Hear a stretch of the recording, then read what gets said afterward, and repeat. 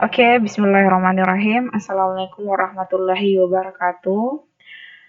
Perkenalkan, nama saya Sulfiana, saya dari kelas Informatika D. Pada video kali ini, saya akan menjelaskan mengenai shortest path pada graf menggunakan algoritma DFS. Algoritma DFS ini hampir sama seperti algoritma BFS, namun berbeda dalam bentuk teknik pencarian simpul solusinya. Algoritma DFS memiliki prioritas untuk mengunjungi simpul sampai level terdalam terlebih dahulu. Kemudian dalam implementasinya, DFS dapat diselesaikan dengan cara rekursif atau dengan bantuan struktur data stack untuk menyimpan seluruh state yang ditemukan, atau bisa dikatakan bahwa DFS ini menggunakan metode LIFO, yaitu last in first out. Di sini ada keuntungan dan kelemahan dari penggunaan algoritma DFS. Yang pertama yaitu keuntungannya membutuhkan memori yang relatif kecil karena hanya vertex-vertex yang aktif saja. Kemudian kedua, secara kebetulan metode DFS akan menemukan solusi tanpa harus menguji lebih banyak. Kemudian kelemahannya, jika vertex yang dicari mempunyai level yang sangat dalam, maka tidak menjamin ditemukannya solusi. Artinya DFS tidak komplit. Selain itu, jika terdapat lebih dari satu solusi yang sama tetapi berada pada level yang berbeda, maka DFS tidak menjamin solusi yang paling baik. Artinya DFS ini tidak optimal. Kemudian kita menuju ke problem masalahnya. Misalnya kita akan mencari jalur terpendek dari vertex C ke vertex E. Langkah-langkahnya dapat kita lihat sebagai berikut. Nah, yang pertama yaitu adalah kita masukkan vertex awal, yaitu adalah C. Kemudian di sini kita masukkan dia ke dalam stack. Kemudian kita cek apakah vertex C ini merupakan solusi jika ya pencarian selesai. Tetapi karena C ini bukan merupakan vertex solusi, di mana vertex akhirnya adalah vertex E, maka otomatis kita menuju ke langkah kedua, yaitu kita bandingkan seluruh vertex yang bertetangga dengan vertex C dan statusnya itu belum dikunjungi. Nah, di sini ada beberapa vertex yang saling adjacent dengan vertex C, yaitu ada vertex A, kemudian D, G, F, E. Nah, di sini kemudian kunjungi vertex yang memiliki indeks paling rendah. Nah, dari beberapa vertex yang adjacent dengan vertex C ini, kita tinjau menurut besar indeksnya. Maka dapat dilihat di sini bahwa vertex A ini memiliki indeks yang paling kecil. Maka otomatis di sini kita akan mengunjungi vertex A. Setelah itu, kita masukkan vertex A ke dalam stack dan tandai dia sebagai vertex A sebagai vertex yang sudah dikunjungi. Seperti ini, kita masukkan vertex A ke dalam stack, kemudian kita tandai vertex A sebagai vertex yang sudah dikunjungi. Dengan cara kita simbolkan dia menjadi warna merah.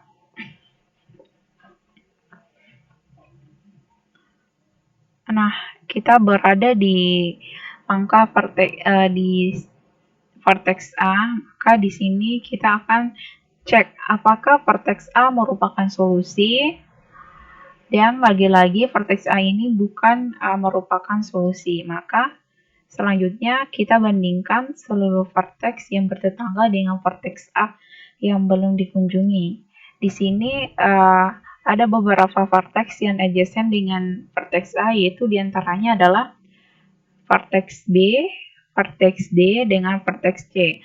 Tetapi vertex C ini kita tidak masukkan karena dia statusnya itu sudah dikunjungi. Jadi otomatis tersisa 2. Kemudian dari kedua vertex ini kita lihat mana vertex yang memiliki nilai indeks paling rendah. Maka di sini adalah B. Jadi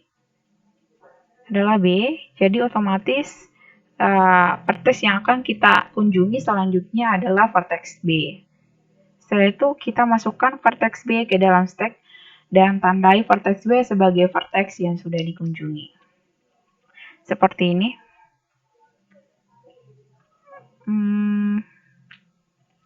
Maka sama seperti langkah di vertex C dengan A, kita cek lagi. Kita cek apakah vertex B merupakan solusi. Jika ya, pencarian selesai, tetapi jika tidak, maka kita bandingkan seluruh vertex yang bertetangga dengan vertex B, tetapi dengan syarat yaitu vertex yang belum dikunjungi. Maka di sini kita bisa lihat bahwa ada vertex yang adjacent dengan vertex B, yaitu hanya ada D, karena A ini adalah vertex yang sudah dikunjungi. Maka otomatis kita akan pilih atau kita akan menuju ke vertex D. Setelah itu kita masukkan vertex D ke dalam stack dan tandai vertex D sebagai vertex yang sudah dikunjungi. Seperti ini. Sama seperti langkah sebelumnya di vertex B, kita cek lagi, cek apakah vertex D merupakan solusi jika ya pencarian selesai, tetapi jika tidak, kemudian kita bandingkan seluruh vertex yang bertetangga dengan vertex D yang belum dikunjungi. Di sini hanya ada satu, yaitu vertex G, karena vertex A dengan C ini sudah dikunjungi, jadi dia otomatis tidak masuk dalam syaratnya, seperti itu. Jadi otomatis di sini kita masukkan vertex G ke dalam stack dan tandai lagi vertex G sebagai vertex yang sudah dikunjungi. Kemudian kita berada tadi di vertex G, kita lakukan operasi yang sama, kita cek lagi, cek apakah vertex G ini merupakan solusi jika ya pencarian selesai. Tetapi karena vertex G ini bukan merupakan vertex paling akhir atau vertex solusi, maka kita bandingkan lagi seluruh vertex yang bertetangga dengan vertex G yang belum dikunjungi. Di sini kita dapat lihat beberapa vertex yang saling adjacent dengan vertex G, yaitu ada vertex D, C dengan E, tetapi karena kedua vertex ini, C dengan D ini sudah dikunjungi, maka yang hanya kita periksa adalah vertex E. Kemudian setelah itu kita masukkan vertex E ke dalam stack dan tandai vertex E sebagai vertex yang sudah dikunjungi. Di sini kita berada di vertex E, kemudian kita cek apakah vertex E merupakan solusi jika ya pencarian selesai. Nah, karena vertex E ini merupakan vertex solusi atau vertex paling akhir, maka otomatis pencarian pada algoritma DFS ini selesai, seperti itu.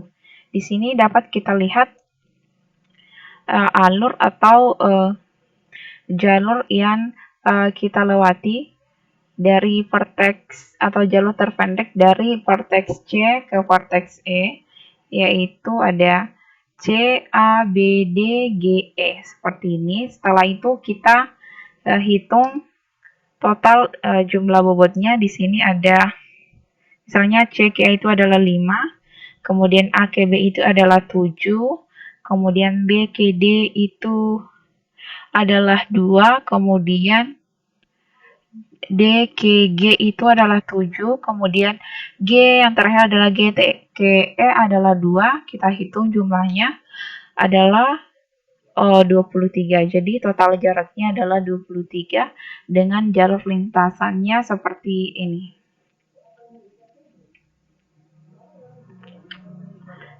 Di sini kita bisa lihat ada dua tabel yang akan kita butuhkan nantinya apabila kita akan mengimplementasikannya ke dalam listing nanti. Di sini ada tabel adjacency matrix, yaitu mengenai berisi hubungan antara vertex-vertex pada gambar ini. Misalnya kita bisa lihat jika nilainya adalah 0, berarti dia merupakan bukan termasuk vertex yang saling adjacent. Tetapi jika nilai dalam tabel ini lebih dari 0, maka bisa dipastikan bahwa kedua vertex tersebut adalah saling adjacent. Misalnya, kita bisa lihat di sini A dengan B, vertex A dengan B, dan memang benar bahwa vertex A dengan B ini saling adjacent, berbeda dengan misalnya kita cek ini vertex B dengan vertex C ini nilainya 0, berarti itu mereka tidak saling berhubungan atau tidak saling adjacent. Bisa kita lihat B dengan C, tidak ada jalur yang menghubungkan antar vertex keduanya, seperti itu. Nah, selanjutnya kita akan implementasikan simulasi ini ke dalam Java, gitu. Kita ke NetBeans terlebih dahulu.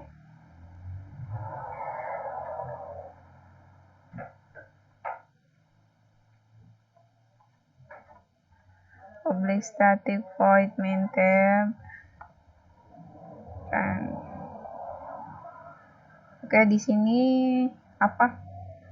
Di sini saya sudah buat kelas stack generiknya. Jadi nanti kita tidak bakal menggunakan stack yang sudah tersedia di PageChat Java. Otomatis nanti di sini, ini adalah interface-nya.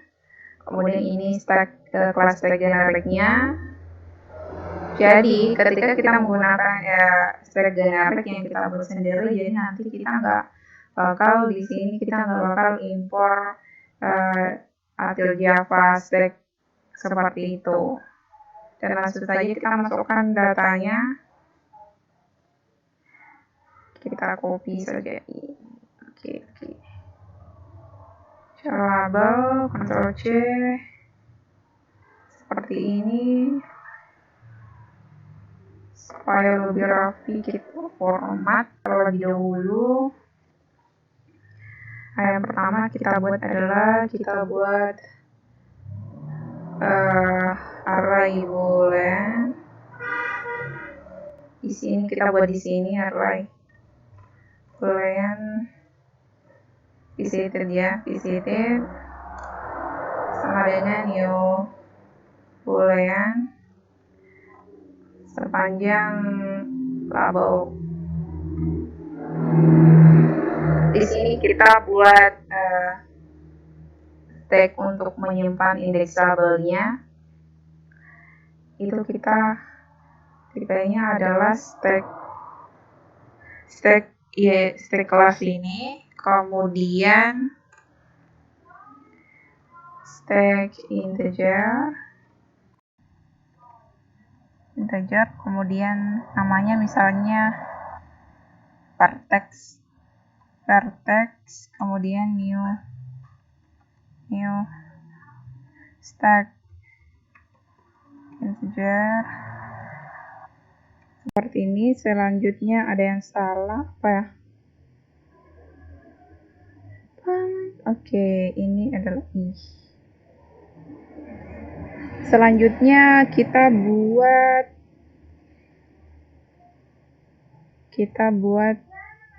set integer vertex awalnya itu nilainya adalah 2, karena kita mulai dari pencariannya, kita awalnya itu mulai dari C. Di sini mana ya? Ini aja. Kita mulai dari C, nilai dari indeks C, nilai dari vertex C itu indeksnya adalah 2, sedangkan vertex akhirnya di sini adalah E. Indeksnya itu nilai indeksnya adalah 4. Jadi kita taruh di sini integer vertex akhir itu adalah 4, seperti ini. Kemudian kita set vertex awal ini, kita set vertex awal bahwa dia itu sudah dikunjungi. Kita kasih nilainya adalah true. Kemudian kita masukkan vertex awal ini ke dalam stack vertex titik push. Oke, seperti ini. Selanjutnya kita buat di sini boolean solusi didapat. Kita beri dulu nilainya adalah false karena solusinya belum didapat, kecuali ketika solusinya sudah didapat berarti kita ganti di sini nilainya adalah true, seperti itu. Selanjutnya kita akan melakukan operasi pencarian vertex solusi. Kita pakai looping while di sini while selama vertex stack vertex tidak kosong, maka di sini pertama itu kita set dulu integer vertex asal itu adalah vertex yang terakhir dimasukkan ke dalam stack seperti ini. Kemudian kita uji, kita cek apakah vertex asal ini sama dengan vertex akhir sama dengan vertex akhir. Jika vertex asal ini sama dengan vertex akhir, berarti solusinya sudah ditemukan atau vertex solusinya ditemukan. Jadi kita update di sini solusi didapat itu nilainya adalah true. Setelah itu kita menghentikan proses pencariannya, kita break. Kemudian, ketika si vertex asal ini tadi nilainya tidak sama dengan vertex akhir, maka kita akan mencari vertex baru untuk dikunjungi yang adjacent dengan si vertex asal ini. Seperti itu. Jadi kita set dulu di sini integer vertex next. Misalnya next vertex itu nilainya kita beri min 1. Di sini ada perulangan. For integer i sama dengan 0, i lebih kecil dari adjacency matrix. Adjacency matrix yaitu vertex asal. Kenapa enggak vertex sini vertex asal length. Kita increment i plus. Kita buat di sini nilai bobot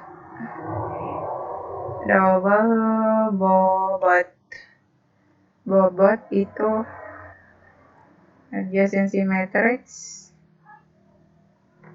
vertex asal i ke i. Kemudian juga kita buat nilai untuk visited-nya, apakah dikunjungi. What's wrong? Ini tadi ya. Hampir. Sini is visited. Apakah sudah dikunjungi? Apakah telah dikunjungi? Visited ke i.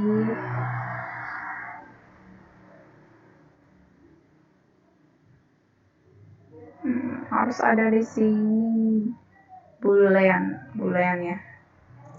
Boolean is visited i. Kemudian setelah itu kita cek if jika bobot vertexnya itu lebih besar dari 0 dan dia belum dikunjungi, statusnya itu belum dikunjungi is visited, maka berarti kita temukan vertex yang baru. Kita set vertex next vertex vertex sama dengan i1i seperti ini. Setelah itu kita hentikan prosesnya. Lanjut, kita akan memasukkan vertex yang baru kita temukan ke dalam stack. Misalnya ketika kita dapat vertex di mana syaratnya adalah bobotnya itu lebih besar dari 0 dan dia belum dikunjungi, maka kita akan kunjungi vertex itu. Kita masukkan dulu dia ke dalam stack operasinya adalah di sini kita cek. Oke. If next vertex tidak sama dengan -1, maksudnya jika tidak sama dengan -1, maka kita masukkan vertex yang baru kita dapat yang syaratnya adalah bobotnya itu lebih besar dari 0 dan belum dikunjungi, artinya dia adjacent dengan vertex awal. Kita masukkan vertex barunya, berarti vertex titik first yaitu next vertex. Ya, selesai. Kemudian kita juga perbarui nilainya bahwa si vertex yang baru kita dapat ini dia sudah dikunjungi. Di setted kita kasih true vertex, next vertex ya. Next vertex, oke, sama dengan true seperti ini. Tetapi misalnya jika dia tidak menemukan vertex baru atau vertex yang adjacent dengan vertex awal, atau dia tidak menemukan vertex solusi, maka kita hentikan saja prosesnya. Kita tidak menggunakan breathtaking, algoritma backtracking, iya, kita tidak menggunakan itu. Jadi kita hanya break saja di sini. Oke, selesai. Selanjutnya kita tinggal panggil, kita lakukan set dulu di sini. If solusi didapat dan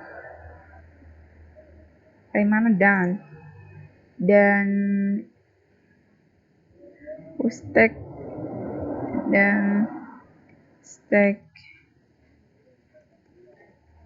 dan vertex selama vertex tidak kosong,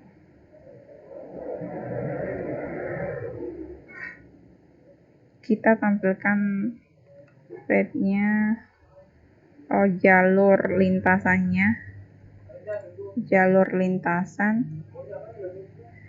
ditambah label. Oke, kita panggil label index.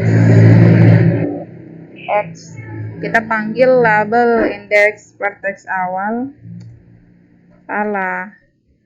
Vertex awal seperti ini.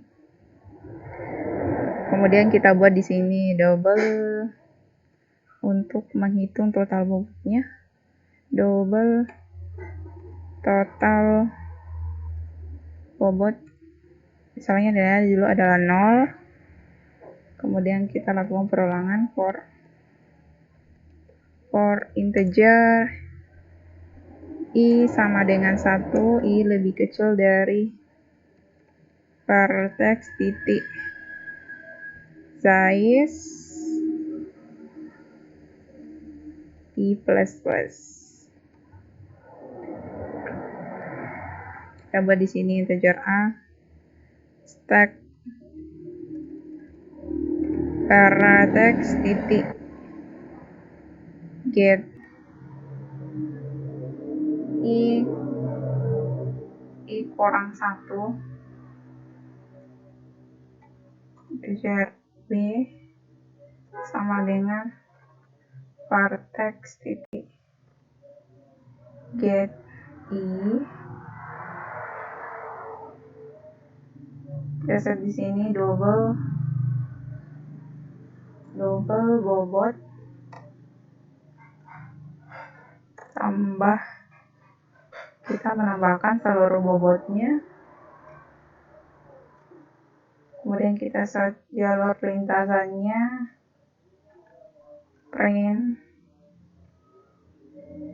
label, kita panggil label B, label B. Di sini kita hitung total jaraknya. Sort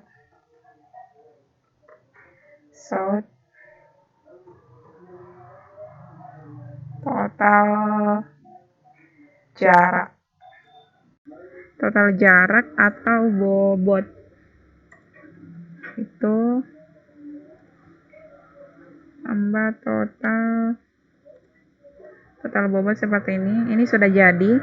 Kenapa ini merah? Karena saya buat stack generiknya itu saya nggak buat di sini metode get indexnya. Saya nggak tahu metode dari get index, jadi otomatis stack generik yang saya buat ini ternyata belum lengkap. Maka dari itu otomatis di sini saya tak pakai stack generik yang saya buat, jadi kita impor saja. Import java atil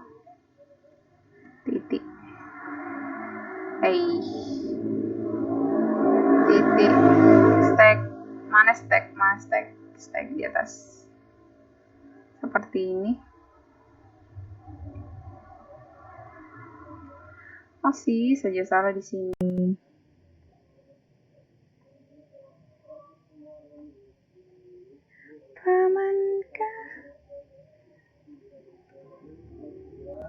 Di sini tuh total bobot.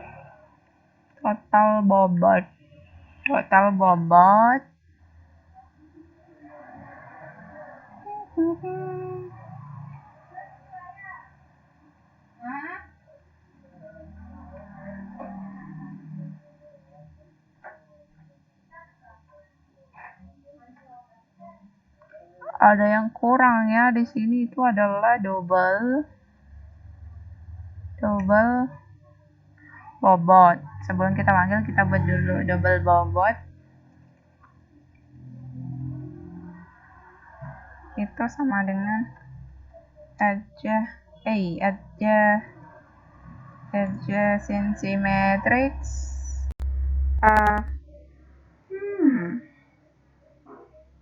AB. Seperti ini. Selanjutnya kita tambahkan seluruh bobotnya, total bobot dengan bobot. Kemudian kita run format dulu deh. Kita format seperti ini. Selanjutnya sampai maka di sini kita bisa lihat jalur lintasannya itu mulai dari apa ini ya? Oke, sepertinya ada yang salah.